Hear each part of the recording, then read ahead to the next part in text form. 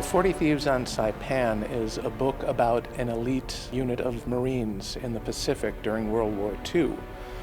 They were the 6th Marine Regiment's Scout and Sniper Platoon. And the Scout and Sniper platoons of World War II were very unique. There were only 2 platoons like that were deployed in the Pacific. And they were trained to live and work behind enemy lines for days and weeks at a time. Firing a weapon would be their last option, so they were trained in specific Black Death skills, as Sergeant Bill Knuppel told me, to kill and cripple silently, as he put it, in ways that you can't even imagine.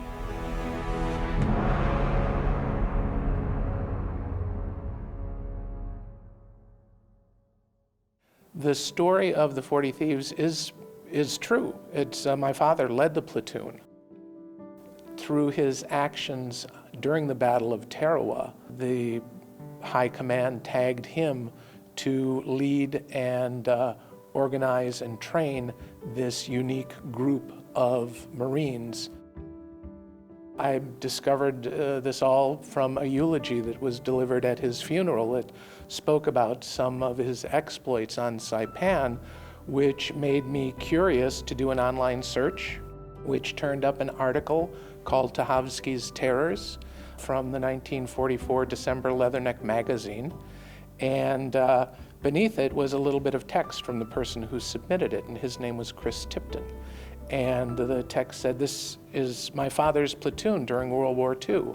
And he said, everything in the article is true, except we were never known as terrors. We were known as the 40 Thieves. So even before I thought about writing a book, the title was staring me in the face. Frank Tachovsky, well, he come to my tent and he said, you're my platoon sergeant. I said, Frank, I'm only a buck sergeant. He said, you're going to be my platoon sergeant. So I was. And we went around and he said, now we're going to get 30, I believe it was 32 men. And so he put the word out to all the battalions. He'd be coming around on such a date, and he didn't want to see the men. He just wanted to look at their record books. And I went with him. And he'd go in the field officer and say, well, I want to get the names of the guys that volunteer for the Scout snipers. And he didn't want to talk. He just looked at the record book. Brig time. He's my man. Oh, really? Yeah, really. He took the guys that had bad records, that they had spirit. You know? Spirit? Yeah.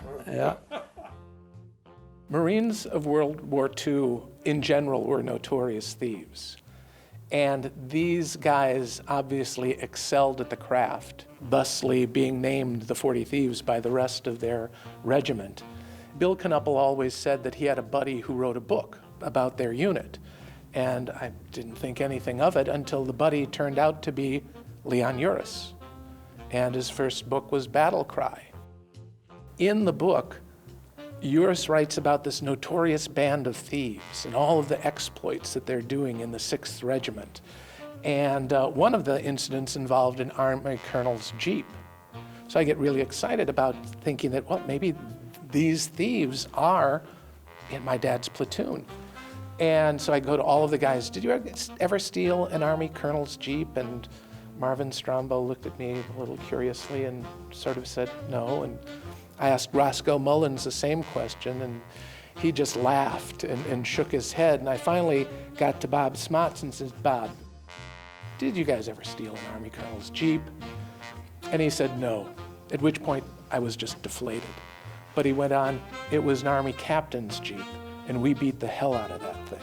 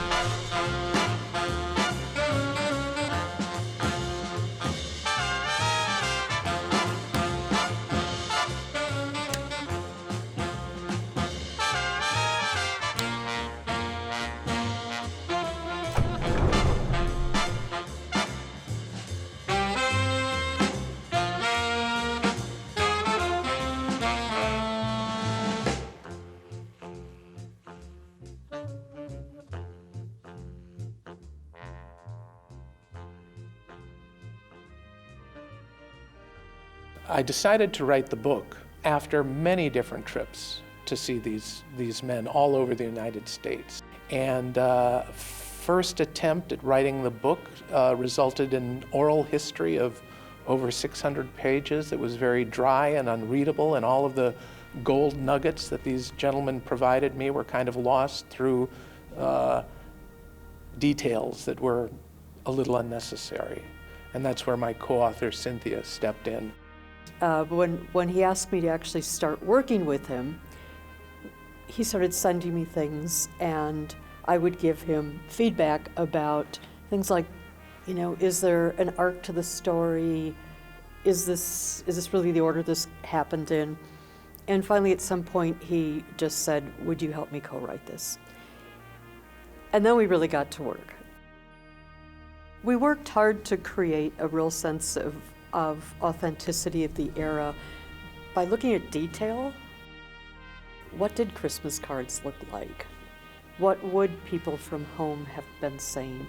By listening to old clips of radio shows or reading newspaper articles and such, so that the sound was right, that the words were correct, and that it didn't sound inadvertently like 2017, but it sounded like 1944.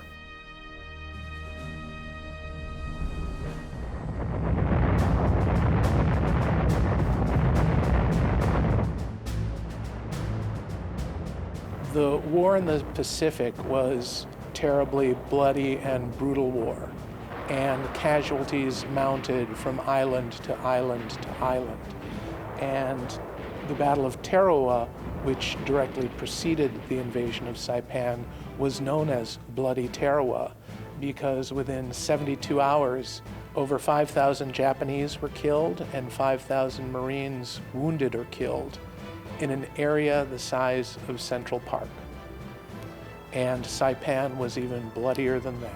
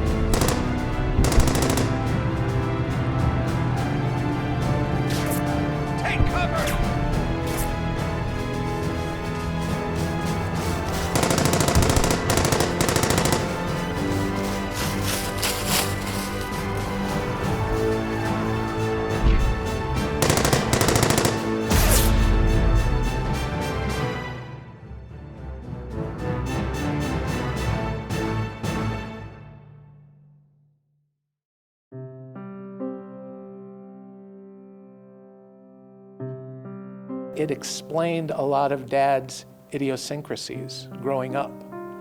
How he'd never take me to see fireworks, and also how he'd rarely sleep in bed at night. I mean, he might start out there, but inevitably, if I got up at 2 or 3 in the morning to get a glass of water, he'd be reading a book. And I think it was just a year or 2 before Dad died when I asked him, how come, why don't you sleep at night? He goes, I don't know, it's old habit, I guess. The Japanese were always active at night, so I'm really not too restful at night. This is Big Don Evans. He was truly a larger-than-life fellow, the biggest guy in the outfit at 6'4". And to put it in vernacular of the day, he was built like Charles Atlas. So much so that he won the Mr. Kansas City contest not once, but twice.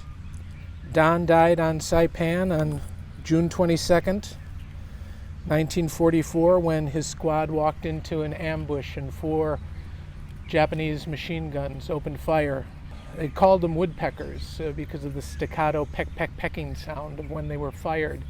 And they were such a lethal weapon that it could cut a man in two within a matter of seconds. And Don's body just got chewed up on that day, as well as two other members of his squad.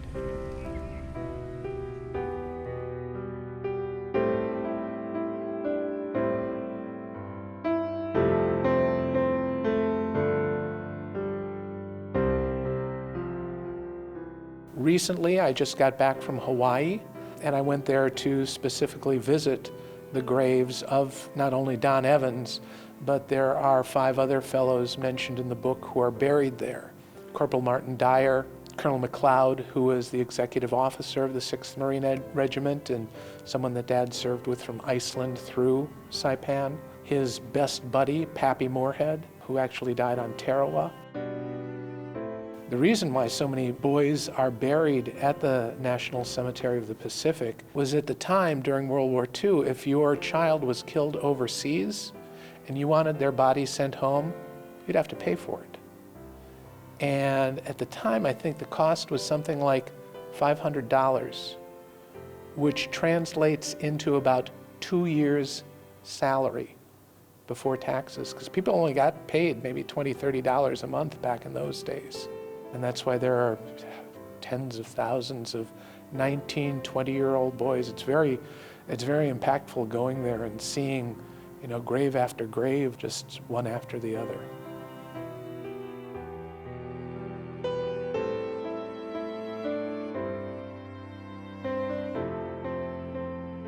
There was a whole tradition of like the bravado warrior World War II stories. And then things changed, like Steven Spielberg with Saving Private Ryan and the Pacific series, to looking at the humanity of looking at 19-year-olds or 20-year-olds, young men put into these situations. And that's where I came from about approaching the men's stories, was to think in terms of my son and his buddies.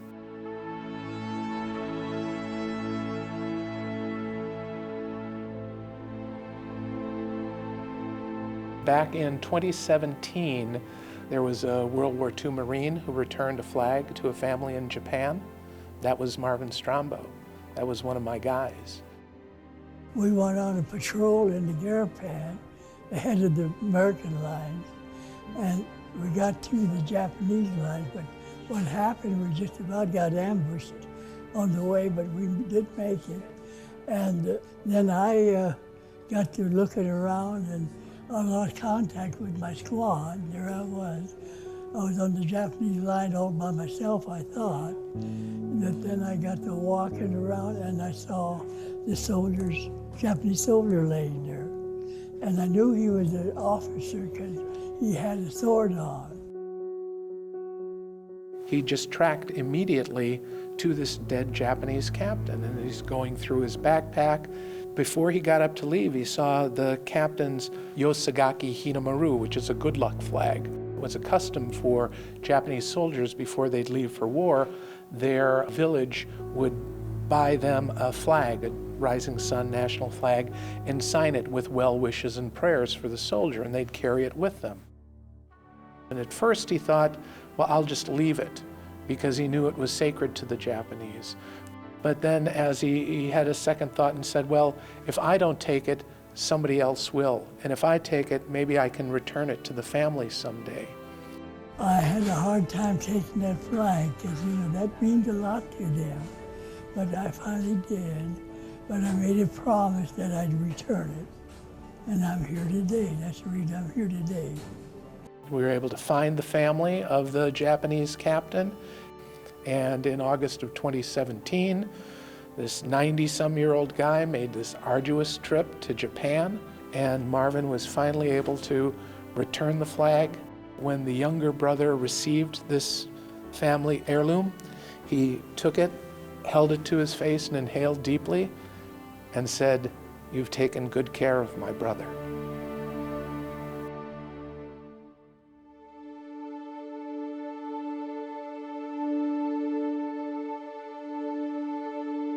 The journey of this book has been such an incredible experience, not just from meeting the old gentlemen of today, but also as young boys, and how reckless and crazy and fearless they were. They're stories that they never told while they were alive.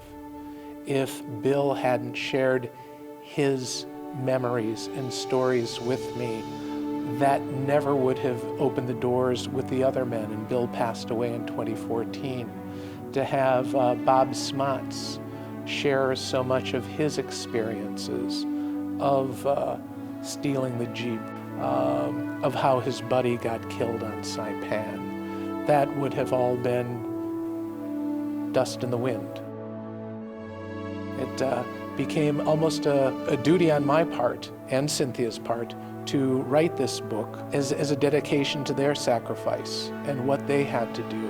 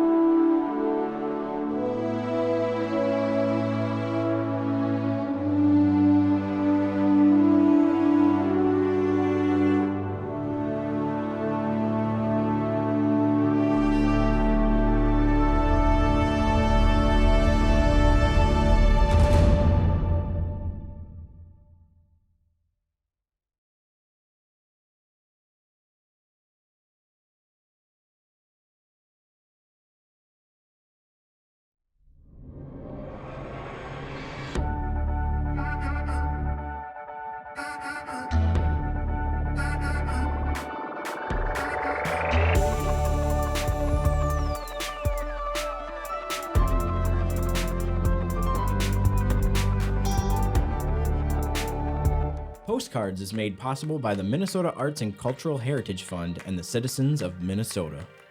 Additional support provided by Margaret A. Cargill Philanthropies, Mark and Margaret Yakel-Julien on behalf of Shalom Hill Farms, a retreat and conference center in a prairie setting near Windham, Minnesota.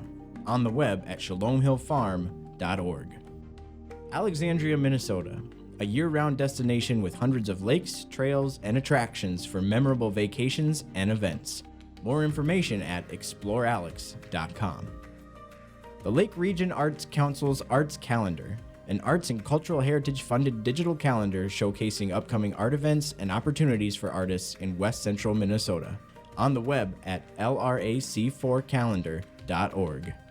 Playing today's new music plus your favorite hits, 96.7 Cram. Online at 967cram.com.